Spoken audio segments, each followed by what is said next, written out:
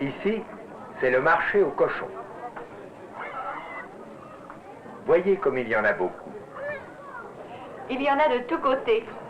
Ce sont de belles bêtes. Et il y a aussi des femmes qui s'occupent des bêtes? Quand les hommes sont à la pêche, ce sont les femmes qui s'occupent des bêtes. Et elles savent bien vendre et acheter leurs bêtes, elles aussi.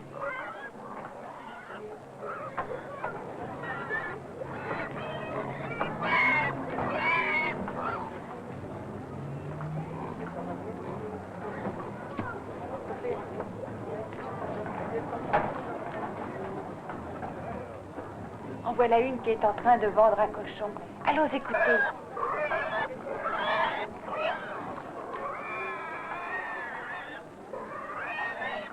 Ah oui, un peu maigre.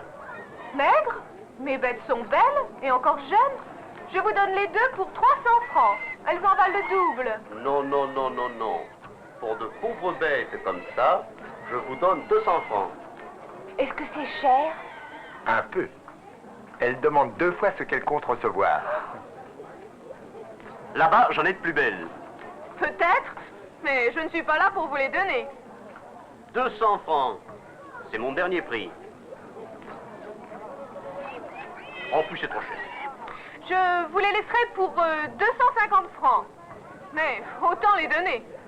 Bon, je les prendrai, mais vous payez le transport. Payez le transport? Mais vous n'y pensez pas. Je suis une pauvre femme. Bon, je les achète.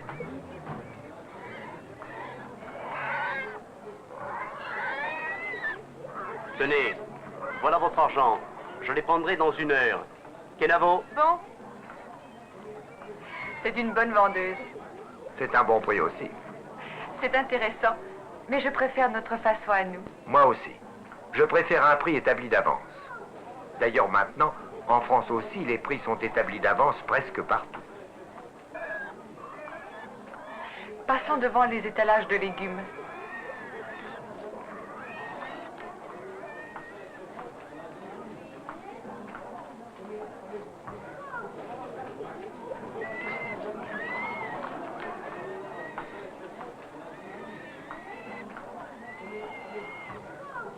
Mademoiselle, donnez-moi une livre d'orange, s'il vous plaît.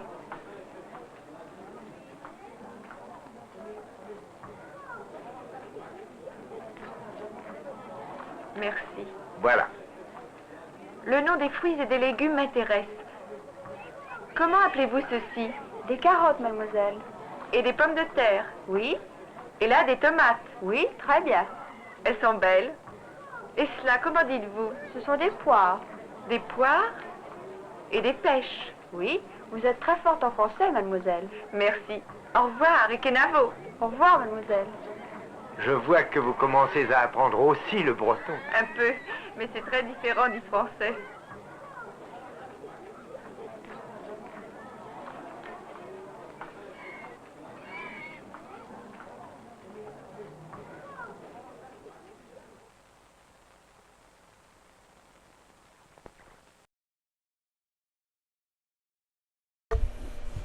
Hello. Hi everybody, I'm Skip Helsheimer. Welcome to the AV Geeks Lunchtime Streaming Show, where we watch old 16mm films. And started off with some French, because yesterday we showed a film about speaking English, and I just realized, like, those two things are not there. Oh, they're back here. Oh, alright. So that goes there, maybe.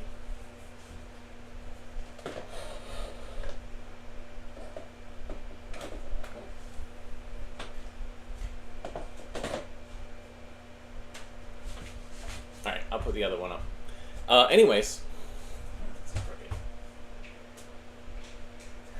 This is what we do, is we show old 16mm films and rehang artwork. Anyways, yeah, so that was Vie Locale, French. And it's time to watch another cautionary tale from our good friends at General Tire. And this is a variation on what we showed yesterday. So yesterday, it was, what was it called? It was, what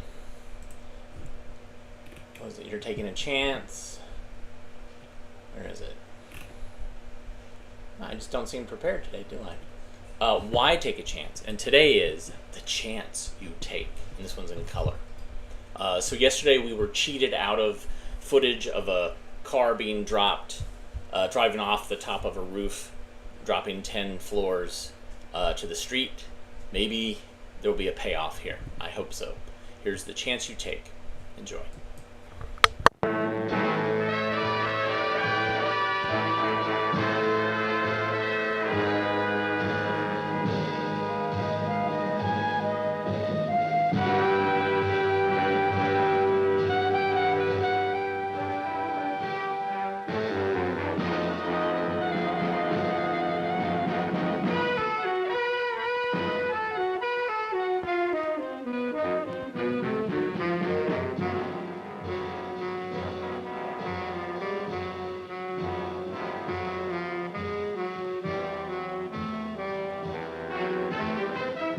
Every day, this man risks his life. A mistake, an equipment failure, and every day, you too take serious risks. And without a second thought, you or your wife, your teenage son or daughter, someone drives the family car. And in your car, at any time, you may bet your life.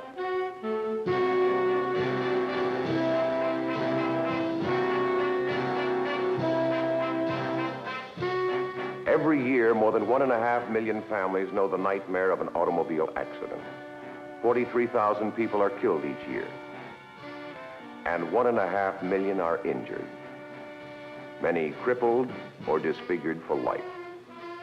Individuals, couples, entire families killed or injured, year in, year out. Today, 122 will die. Another 4,200 will be seriously injured. What causes this carnage? Carelessness, thoughtlessness, speed, the inability to stop, blowouts, loss of control, skidding, caused by inadequate, unsafe tires. On the short New Jersey Turnpike, 1,400 motorists a month are stopped by tire trouble. In a recent survey, Pennsylvania Turnpike troopers charged 68% of traffic deaths in a 2-month period to worn or faulty tires, to skids or loss of control. Yes, on high-speed thoroughfares, tires take a beating. Jamming on brakes at 70 generates enough heat to melt a pound of iron. Think about your tires. All the braking energy of a wheel is in the tire tread, an area not much larger than a size 9 shoe. And remember, your brakes stop only the wheels. Your tires stop the car. Think about your tires. At 50 miles an hour, a centrifugal force of approximately 2 tons tries to pull your tires apart. No place for a tire that can't take it. Think about your tires. In traffic, night or day, in town, or on the open road, you are seldom more than 2 arms lengths from disaster. The best way to avoid this horror is to give more thought to your tires. Not like this, as many people do, but thoughtfully, as you are doing now. Take time to get all the facts on safety. With so much at stake, the best is only good enough. And the best is the incomparable General Dual 90, the most wanted safety tire built. Let's see why the Dual 90 is so good. It is not a tire like this. There are unbelievably 10 tires in this stack. Here are 10 Dual 90s. The difference? You bet your life. Nor is the Dual 90 a tire you can tie in a knot. Everything you value, home, family, job, security, rides on your tires every time you drive anywhere.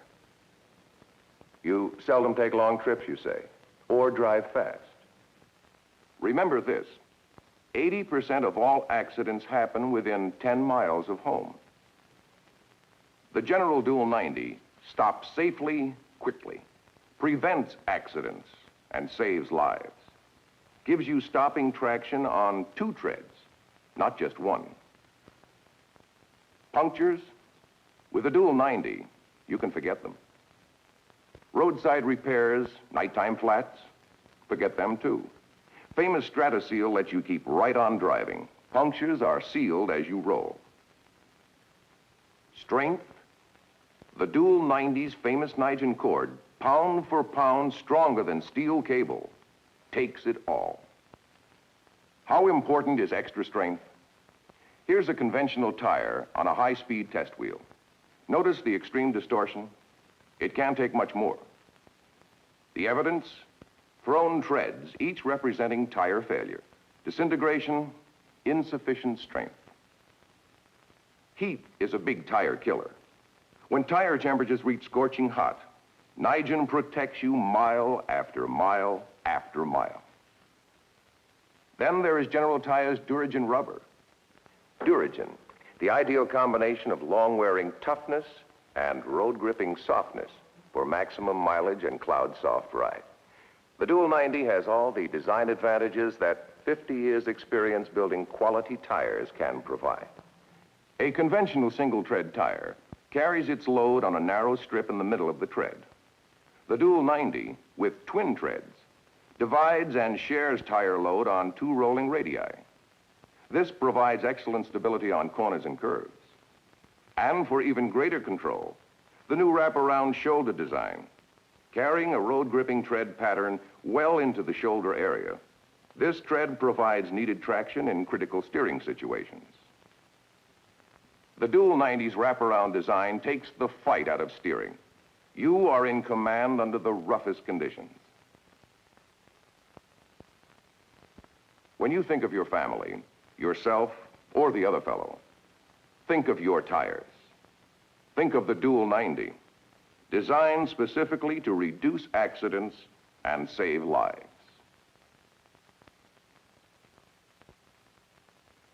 Nobody wants to think about putting a price on his family's safety. Yet, it is done, day in, day out. Your car is built for extra protection on impact. When a car hits something at 60 miles an hour, or when 2 cars collide at 30, the impact is the same as a drop from a 10-story building.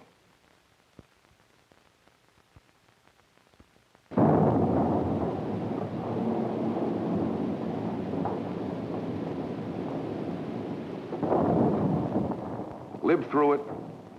Not likely. Today's high-speed traffic is no place to bet your life. Don't gamble. Think of your tires. Think of the difference. Think Dual. You owe it to your family. You owe it to yourself.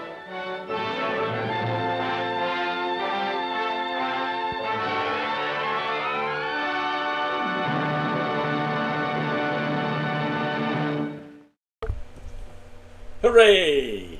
Thanks, Jam Handy, for bringing the goods.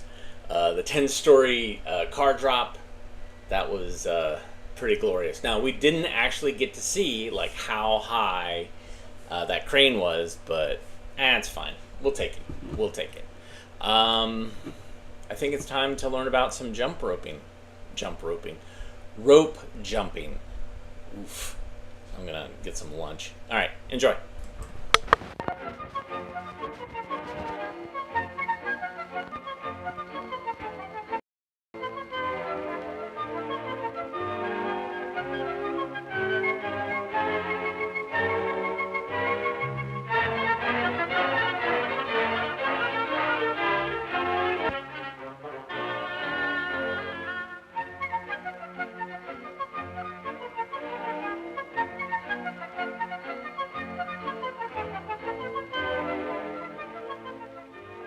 Come on, let's jump rope. Ready? Go.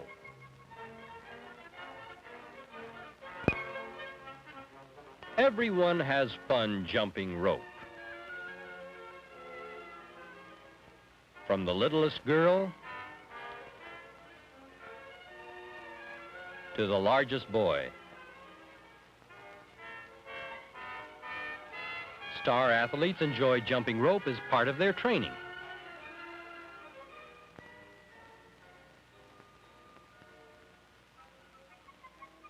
All kinds of stunts can be done with a jump rope.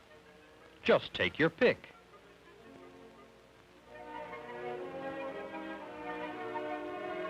To start at the beginning, practice some rope jumping skills without a rope.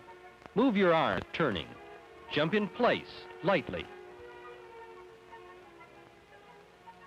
Then combine the movements. Now let's add a rope.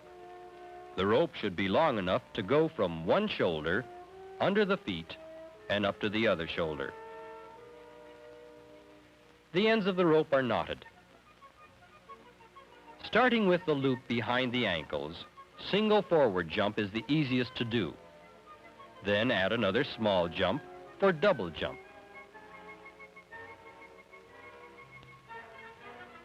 This is single hop on one foot. Most everyone can do this with a little practice. Skipping in place is like regular skipping with the rope added. You can also move as you skip rope. The rope is turned backward for backward jump. You can do either single or double backward jumping. Rope twirl is fun. Jump, jump, twirl, twirl, jump, jump, twirl, twirl. Cross arm skip is easy if you cross your arms far enough every other time you turn the rope. Leaking skip is a simple folk dance step combined with rope jumping.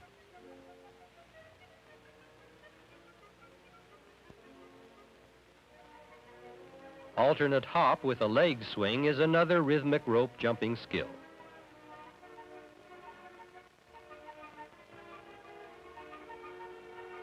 It is possible to turn completely around in either direction while jumping rope.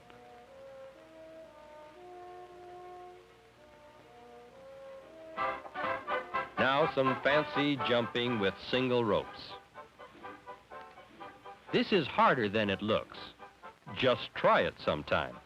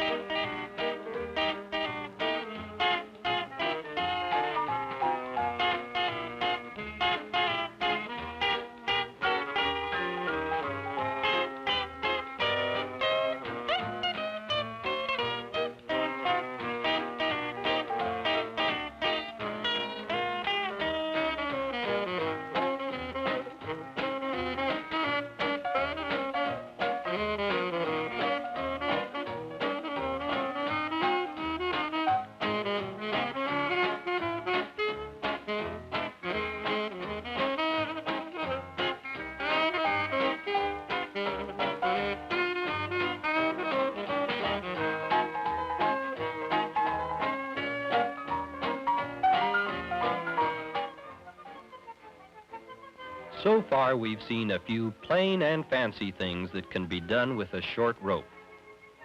What about using a long rope?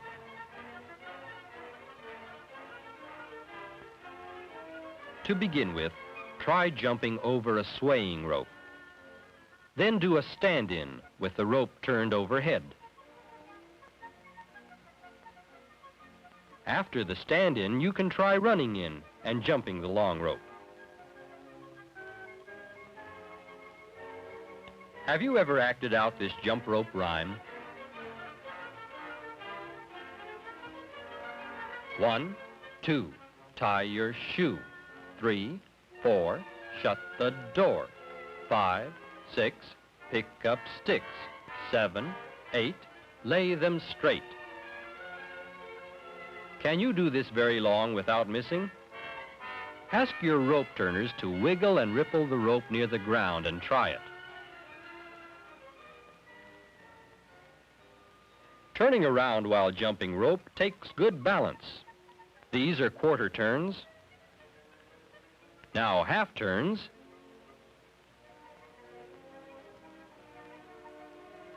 And last, a full turn. Running through a turning rope must be timed just right. It can be done without a jump, then with 1 jump and out, then 2 jumps and out, 3 jumps, and so on.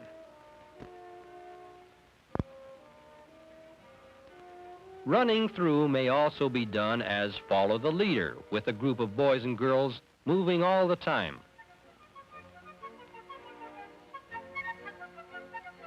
This boy runs into the long rope while jumping a short rope. Can you do it? This is double Dutch, with 2 long ropes turned at once. Now keep your eyes open for some long rope surprises. This is like an elbow swing done in a long rope. 2 boys turn while the girls circle 4 hands round.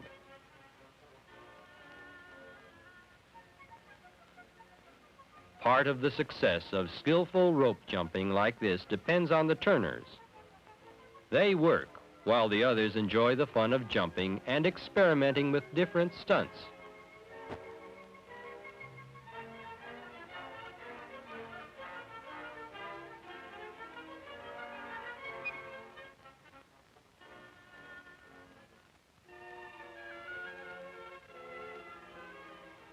Do you see what I see? A long rope and 2 short ropes in a long, long rope. Out go the short ropes and the middle girls dance.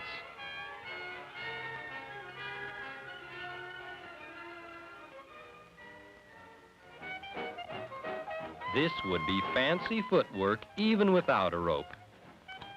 Let's just sit back and enjoy it to the end.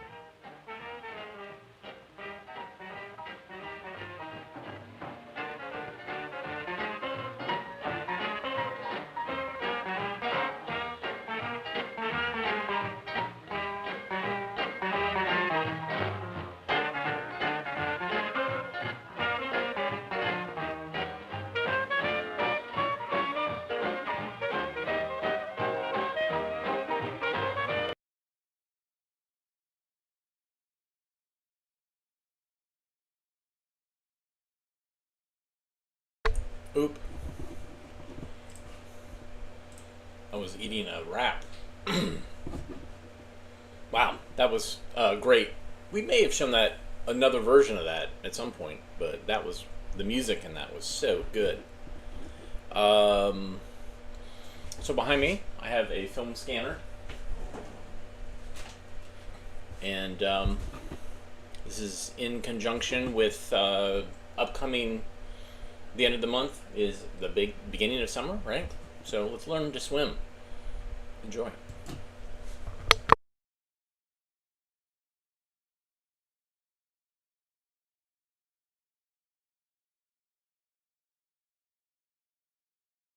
Be taken up in order. You must get used to the water. Learn that it will support and move through it. When a group is practicing for safety's sake, They pair off and the buddies keep together, helping and protecting each other. As a first step in learning, jump in the water and play around. Submerge to the chin. Rub water in your face. Dunk like a donut. Get the feel of the water, the lower temperature, the wetness. To feel the pressure of the water and the buoyancy, walk out until you are chest deep. It'll be harder to breathe because of the pressure, but you can overcome that, and as you walk deeper, you'll feel the lift of the water, a tendency to float. Now in shallow water, sit down and put your hands on the bottom. Let your legs and hips float off and the water supports you. Back in floating position and roll over. Steady yourself on your fingertips and start kicking. Feel how the kick pushes you forward. Each thrash of your legs moves you a few inches.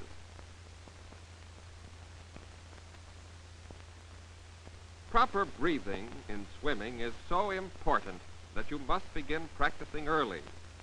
The face is in the water a good part of the time, for you must learn to get a breath quickly when the face is above water and to hold the breath or exhale when the face is submerged.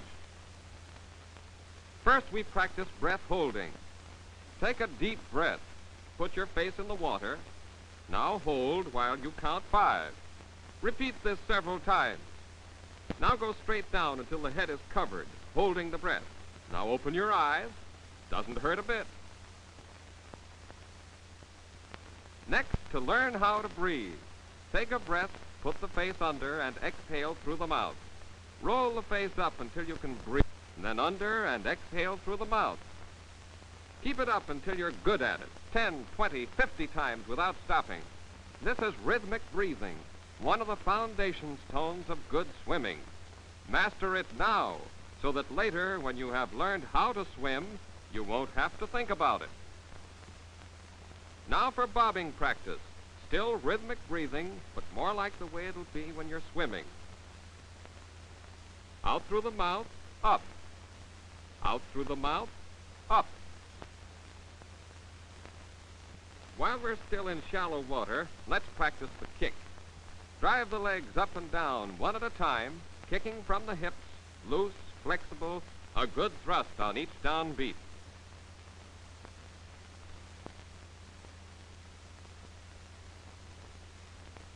The next thing is to learn how to float. There's no better place to learn than in shallow water, with the help of a partner. Learn to let the water support your weight so that when you start swimming, your buoyancy will keep you on top, your strokes will be used to drive you forward.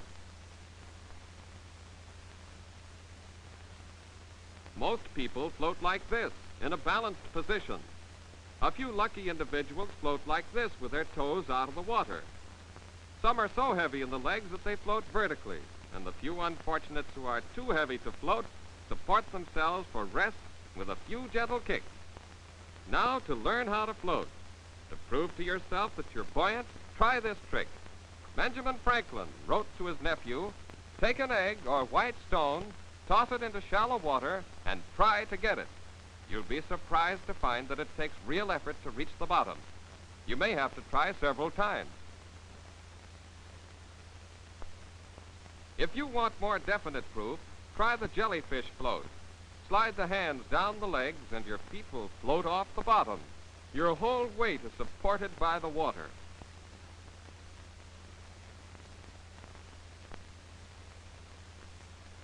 From the jellyfish, raise the arms and the legs until you are stretched up. Then pull your feet back under you and stand up. Let's try the back float.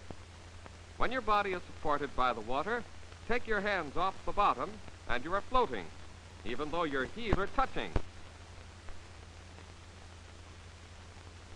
In deeper water, your partner supports you until you are in floating position, then eases his hands away and leaves you afloat. If you have difficulty getting back on your feet, pull yourself up by your nose. It works. Believe it or not. You have learned that the water will support you, and you're not afraid to put your face under. Now, let's learn how to move through the water, and we do it in the same simple manner. From waist-deep water, take a full breath, shove off face down, let your feet come up, and slide in toward shore. Now do the same thing and add a kick to keep going.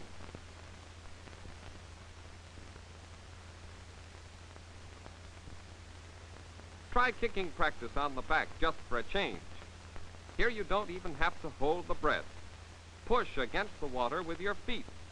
This is an excellent stroke to use when you get tired.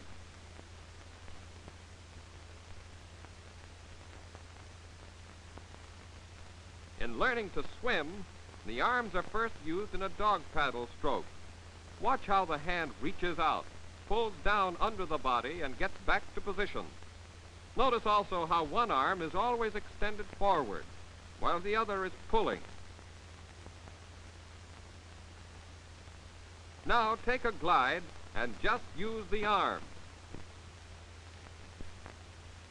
Let the feet trail while you concentrate entirely on learning the arm stroke.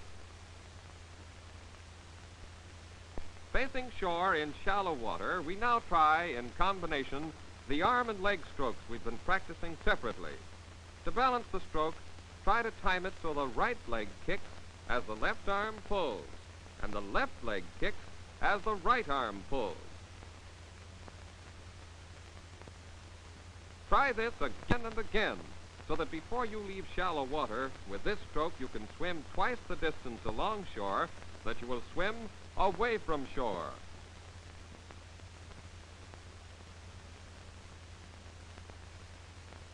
When the beginner's stroke is mastered, one simple change will convert it into a beginner's crawl. You simply bring the arms back above water instead of underneath, like this.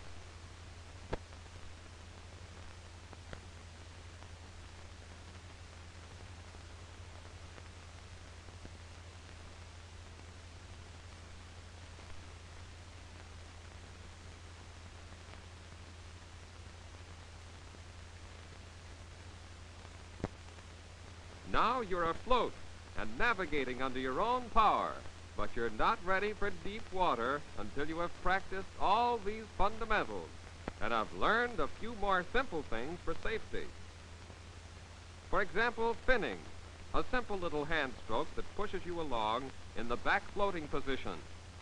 But this is only half a stroke. If you use the double push in a figure 8, you are sculling, one of the most useful strokes in swimming. While you're still in shallow water, practice the turn. Simply stick an arm out and pull yourself around. You've got to learn this before you get in deep water so you can get back. To turn on your back and rest, just stick one arm out and roll over. Kick your way along or float. See how simple it is? To turn back again, step over your own leg. Watch it again.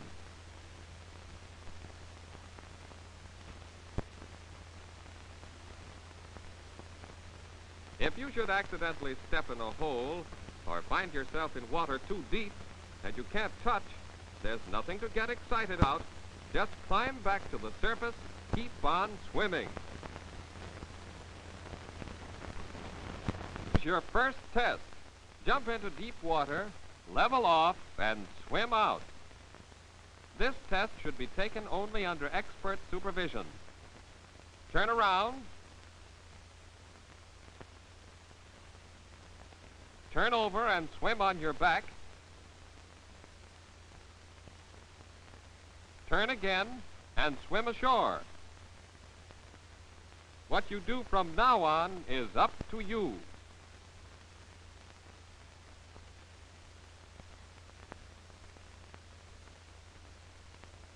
Whether you are interested in swimming just for fun, for speed, or for distance, you must practice. If you want to dive, that takes practice too.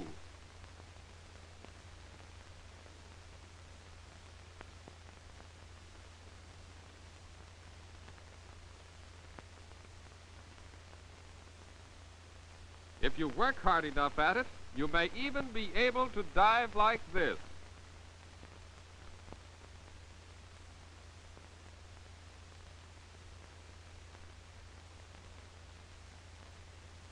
The beginner's stroke is just a start. To swim like this, you must learn better strokes and practice them constantly. You may not want to be a champion like this girl, but you should try to master 1 or 2 strokes that will help you enjoy the water to the utmost. All swimming is based on only 3 kinds of arm strokes and 3 kinds of leg strokes. And here they are. First, the flutter kick. Legs thrashing from the hips in a loose, flexible up and down motion. The body rolls slightly from side to side.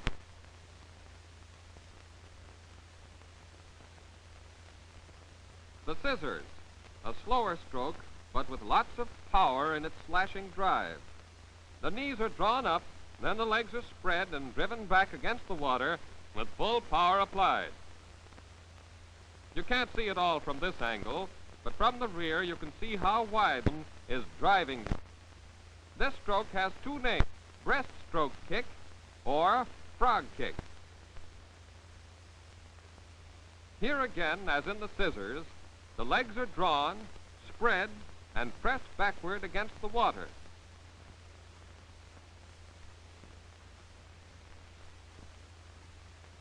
Now for the arm strokes, hand over hand first, used in the crawl and the trudgeon. Notice how the arms follow each other, entering the water cleanly, pulling down under the body, and lifting out to get back to position.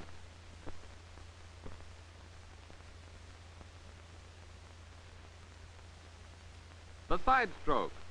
The forward arm pulls, then passes the stroke along to the rear arm and returns to gliding position. The rear arm pulls, then slides back just under the surface. The breaststroke is an old favorite. The wide sweep of the arms gives plenty of driving force. Notice that the arms start to bend for recovery when the pull reaches shoulder level.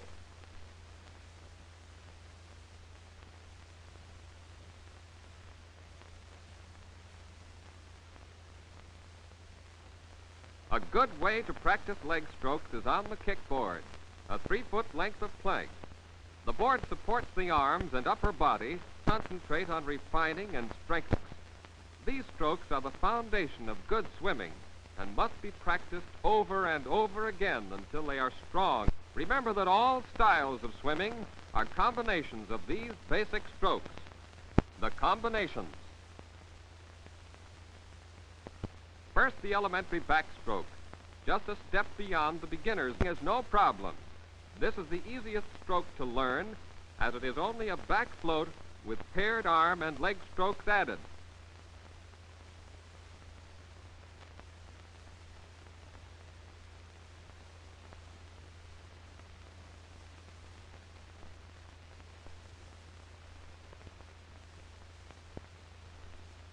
If the arms are stretched beyond the head and the stroke of arms and legs alternated, you are swimming an inverted breaststroke.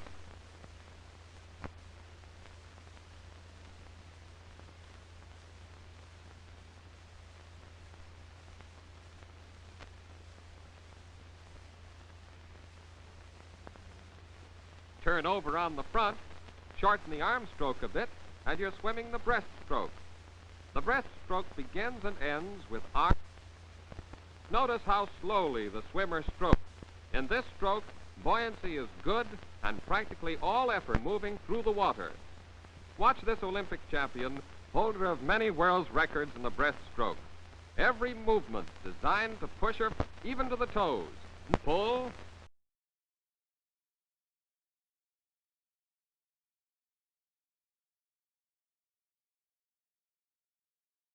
Whoa! Yeah, so it was missing the title, and it was missing the ending, alas.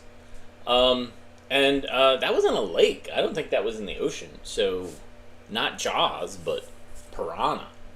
That's what I'm thinking. I'm seeing that, and I'm thinking piranha.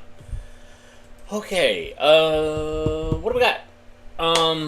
The bridge. Let's talk about the bridge.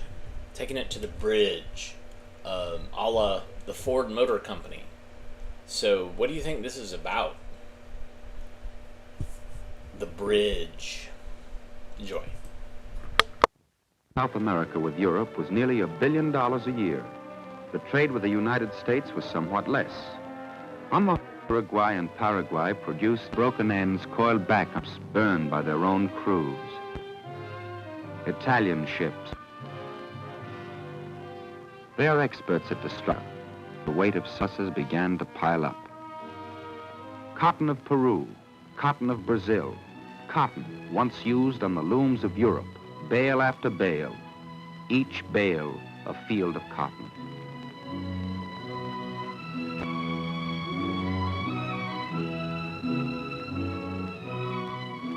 Cotton which South America needs, and needs badly, but cannot use, does not have the machines to use to weave 1/10 of its own cotton. The new warehouses filled to the roof with sacks of coffee. Here are the years of war: 1939, 40, 41, 42, 43. 1 billion cups of coffee, product of agriculture that grows nothing but a single crop. And the immense pampas of Argentina, with a climate like our own Midwest, grow beef, wheat, corn. But today, only the beef is taken. The wheat ripens too long in the fields, is back into the silence of the granaries. 200 million bushels of surplus a year. Countries which depend for their life on 1 or 2 or 3 crops feed these crops at last only to the run of field. The corn is stored outdoors. There's no more room in the warehouse. Will this food ever be eaten? Quien sabe? No one knows. It is corn that the United States doesn't need, that Europe cannot get. Corn has dropped to 1 cent a bushel. Corn is cheap. Corn can be bought by the wagon load, left on the cob till it grows dry and hard in the sun.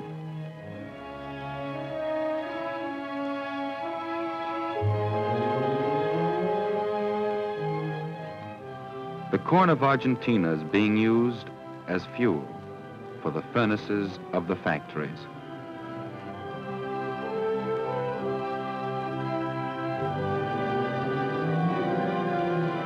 This food but cannot get it. She lacks trains, roads, trucks to move it. And in Europe there is war. The blacksmith burns corn on his forge. The surpluses of South America are burning. But other fires burn in South America, night and day, the fires of industry.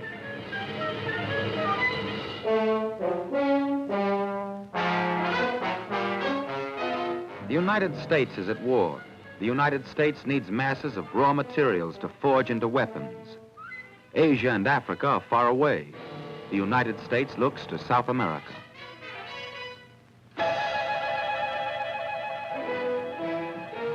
Under the soil lie pools of high-grade oil. New wells go down night and day. Wells to supply new oil to American fighters.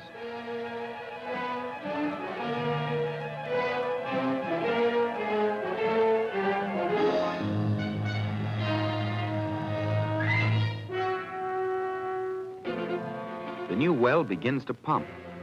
At first, there's nothing. Only the yellow mud that smells of kerosene.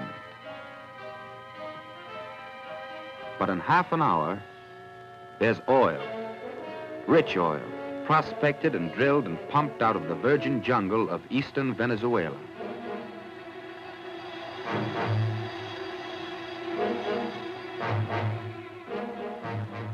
And in the Chilean desert, life. Once more, they are blasting nitrate out of the desert. Nitrate and iodides, bismuth and antimony. The ore is blasted and scraped and dumped out of South America. From mines 3 miles high, beryllium, vanadium, tungsten, flat cars loaded with tin, down from the plateau of Bolivia to the seaports of the United States. And in the Cordillera of Chile, where the hills are solid copper ore, in the largest open mine in the world, there's a warning.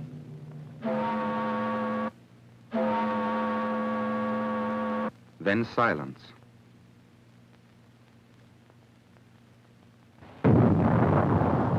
Day and night, the copper is blasted out. Copper is needed for shells and bullets, for gun parts and radios. The war boom is on.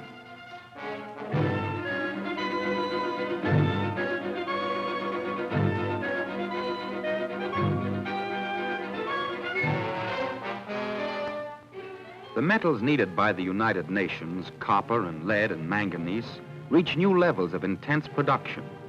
Sheets, bars, ingots, aluminum ore, sheets of mica, industrial diamonds and rare metals, and raw goods of every kind, pouring out of South America, moving by plane, steamer, and truck toward the factories of war.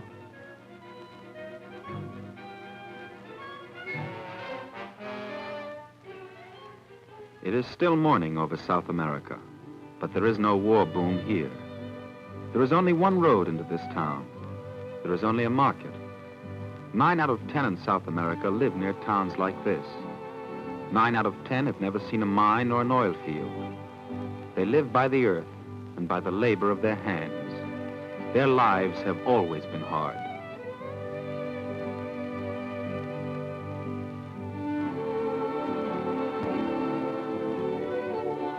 Nothing changes here but the faces on the coins.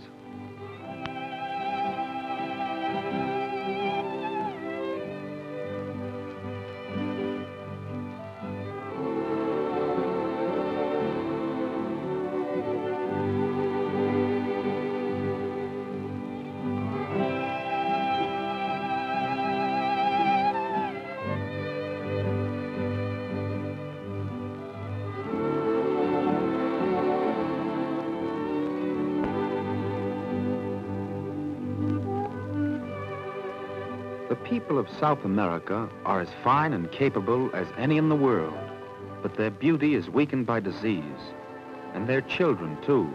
Many of them will die before they can read.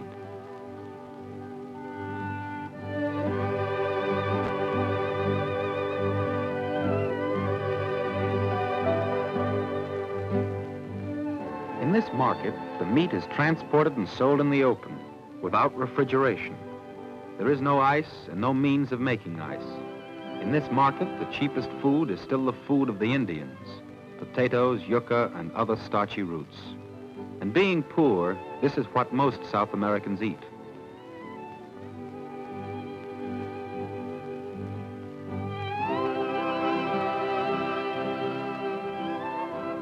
Potatoes, dry corn, kernels of starch to be ground into bread. That's what is sold. That's what is bought in every South American town this morning. The morning passes. Corn is ground on a stone mortar. The midday meal is being prepared.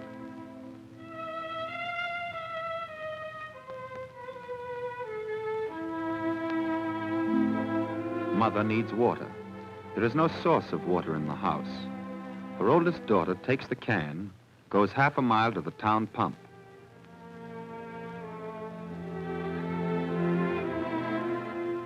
The utensil which the daughter carries has great advantages. It's quite unbreakable and it leaks only a little. It is the product of an American oil company. But this family has no use for the oil.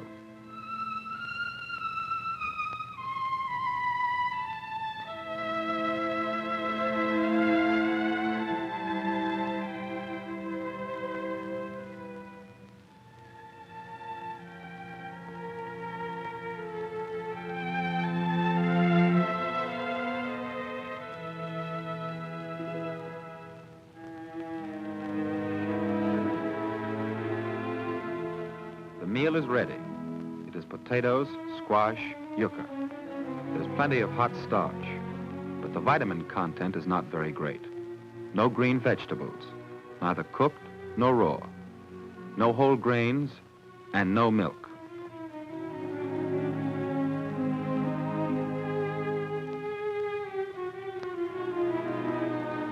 The baby gets sugar and water.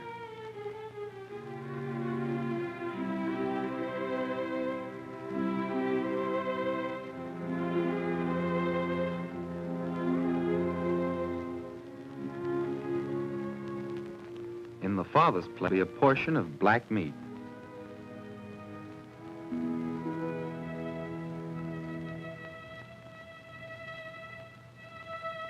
So the meal ends, and the afternoon begins, and work begins again.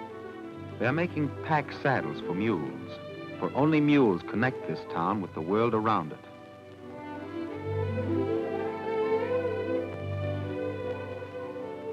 "300 years ago, a woman like this was making saddles exactly like this, without tools, out of straw, woven with bare hands.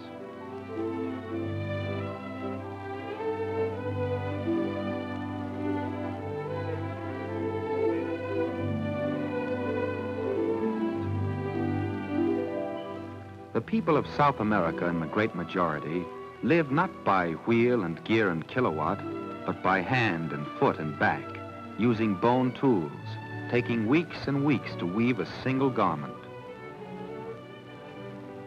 The productivity of such labor is very low. Only in the last generation has weaving by hand given way a little to weaving by machine. Machines that can make 100 yards while the weaver makes one. Machines that can make clothes out of the surplus cotton of South America.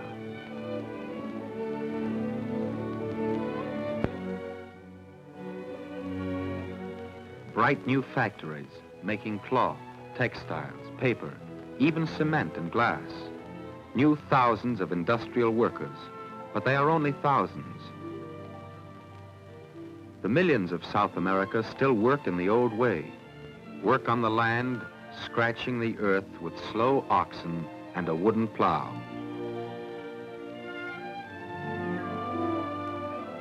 Under the hooves of horses, the grain is threshed. The chaff is thrown to the wind with a wooden fork. This is the agriculture of 1,000 years ago.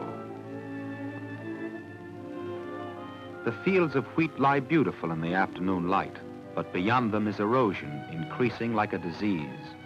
In this country, a farmer will say, yes, there was good land in this valley, but it was plowed too often. Now there is always too much water or too little water, and sometimes no seed will take root.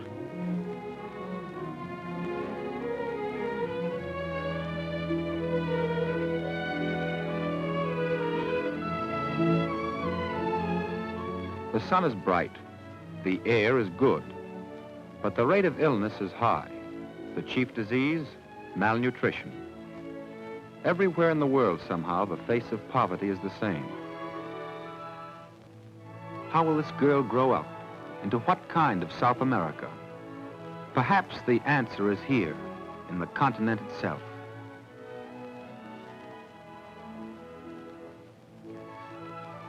For while the great centers of population are in Argentina, in coastal Brazil, in central Chile, and in the high plateaus of the Andes, there are vast agricultural areas still unused. Venezuela has many thousands of square miles. Colombia, Ecuador, Bolivia, Peru, and Brazil has the region of the Amazon. In these unused lands lies the agricultural future of South America, but they are not easy to use. They are warm, flat, rich. They have abundant water, too much water.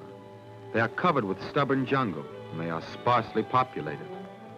In some areas, as little as one family per square mile. And here, once more, there are few tools of any kind.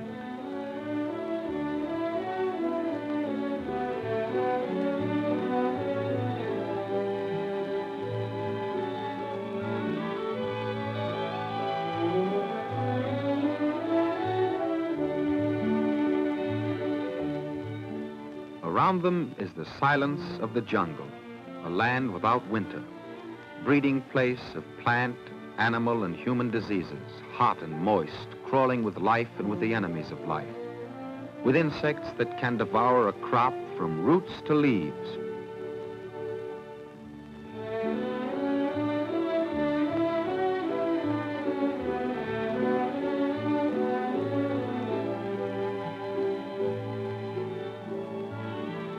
How can this land be conquered?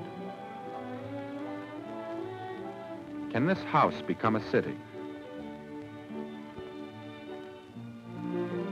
Are there tools to do the job? The tools are still in the ground. Unknown, unused, the wealth of South America still lies enclosed in stone.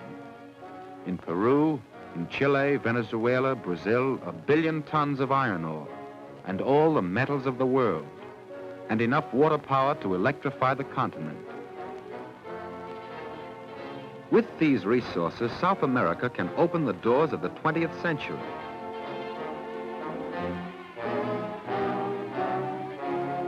The steel is ready. The steel that will go not to Pittsburgh, Lancaster, or Yokohama, but steel to be forged into more machines for South America. Steel to be delivered into the arms of the future. From the United States and from these South American shops will come the machines that will convert the unknown and undeveloped areas into human use, convert cotton into clothing, rubber into tires, steel into machines to make machines. For half of South America is still a wild frontier. Not enough roads, not enough men, not enough tools. The work has just begun. The work of road builders, the work of health engineers, the work of soil experts, the work of planting in the new fields of the Amazon Valley.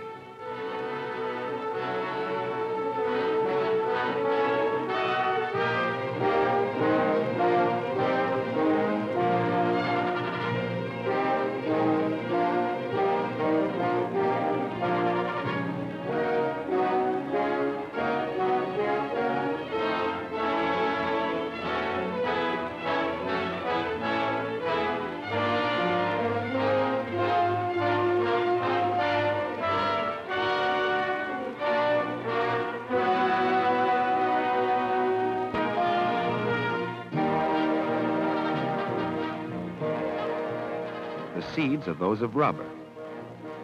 The young tree has the kind of root that will resist disease, but it yields little rubber. So the bud of another variety of tree, whose root is weak but whose trunk gives a high yield of rubber latex, is grafted onto the healthy root.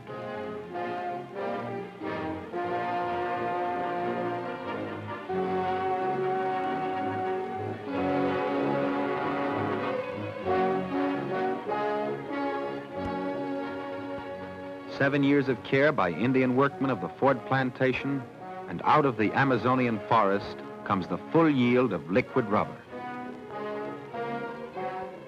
Science can make the jungle straight, make it yield, not one crop, but many. Oranges as well as industrial rubber, pineapples as well as rice and cacao, and all the known vegetables of the world.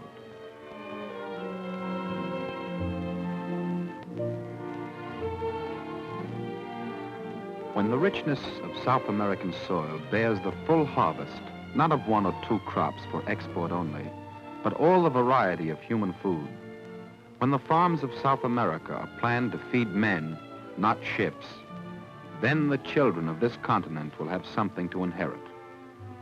But none of these things are complete. They have just been started. And no measures of industrialization or of improvement for agriculture, no measures to raise the living standards of the South American people are possible without transportation. There are some railways, mostly in Argentina, but the mileage is small, and sometimes key links are broken for months at a time. The network of highways is small, and roads are often washed away in the rainy season. There are steamer routes, but mostly to other continents. The vastness of the continent is still impenetrable. The great rivers of the Amazon system, sometimes as wide as 200 miles, are still used mostly by small craft, by native canoes, or not used at all.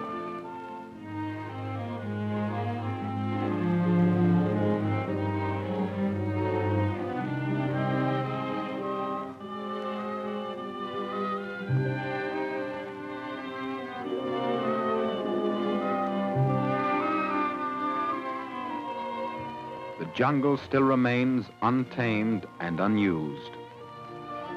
The western desert, dry and dangerous, is a storehouse of metals and chemicals.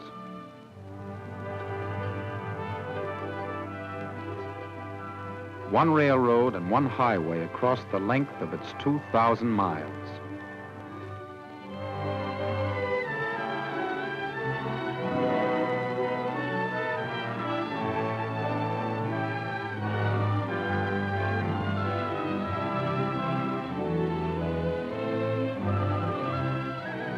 Roads have been cut and twisted across the cold passes of the mountains, but the roads are few.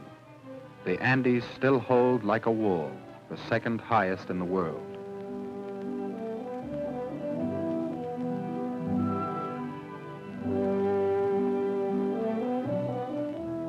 To build any road here is a trick of engineering acrobatics.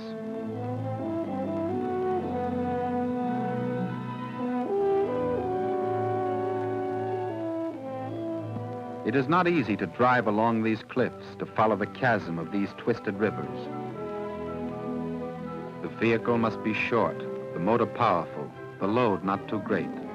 To travel 10 miles in air distance, there may be 100 miles of curves and grades. It is not easy to base an economy on roads like these.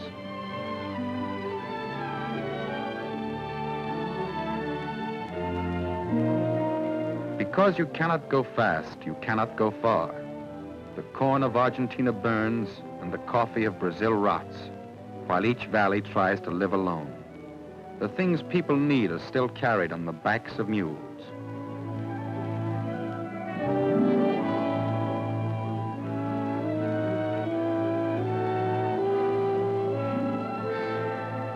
The long afternoon of South America is measured out by the hooves of mules, by the feet of men too poor to buy shoes.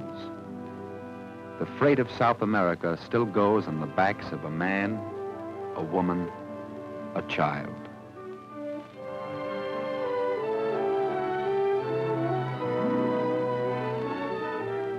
While this woman climbs, 5 centuries pass, and above her head there stands a bridge, the bridge of air itself, the bridge that springs toward the future. No area in the world is self-sufficient, and the greatest amount of trade has always been between the most industrialized countries. Air transport will bring any place in the world within 60 air hours of South America.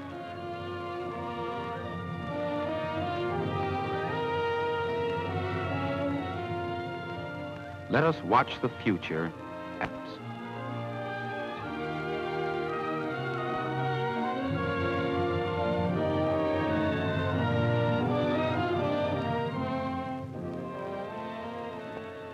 What will go up with this enormous plane? Is it farm tools, fertilizer, tested seeds? It will carry as much in 1 year as 100 trucks, 10,000 mules.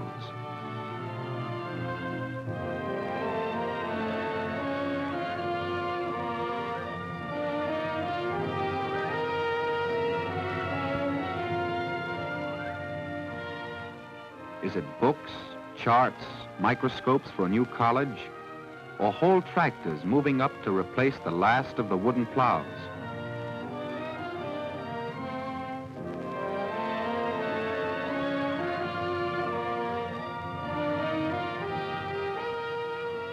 The plane is ready with its 20 tons of cargo. It takes off from Santiago, Lima, Quito, from cities not yet built.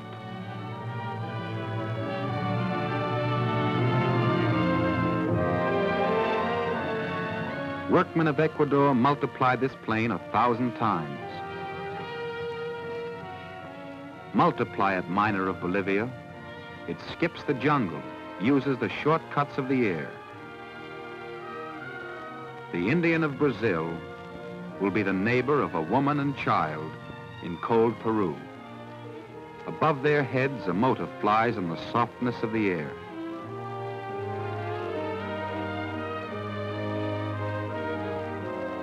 It can bring you what you need, South American.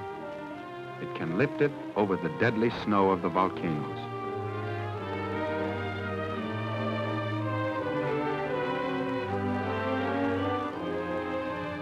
Here there are no obstacles of mountain, swamp, or desert. Here there are no boundaries between country and country. The air itself can carry the traffic of all the continents. The air is the bridge into the future.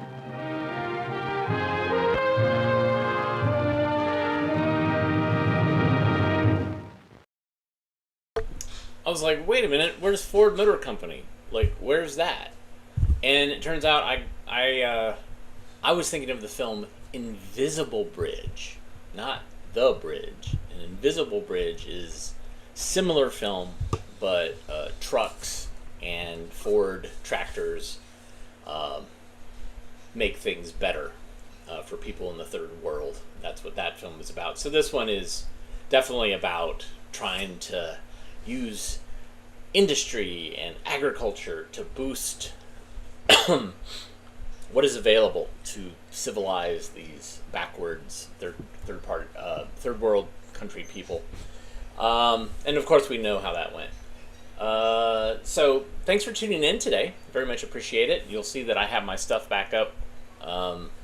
And if you happen to be in Raleigh tonight, I'm doing a show, and as of this morning it was sold out. But let me see. What happens is, if you really want to go see it, it's When Puppets Go Bad.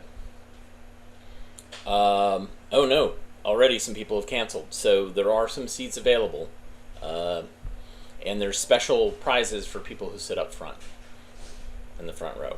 I'm just saying that. But yeah, that's at 6:30 tonight at the Alamo Draft House. Would love to see you in person if I've never seen you before, or I haven't seen you in a while. But otherwise, come back tomorrow. We'll be showing more films, and today was great. I loved the films today. We got to see a car go smash, and we got to see some crazy jump roping to some great organ music, all that stuff. Awesome. Anyways, we shall see you tomorrow if I don't see you tonight. Everybody take care. Have a great rest of your Tuesday.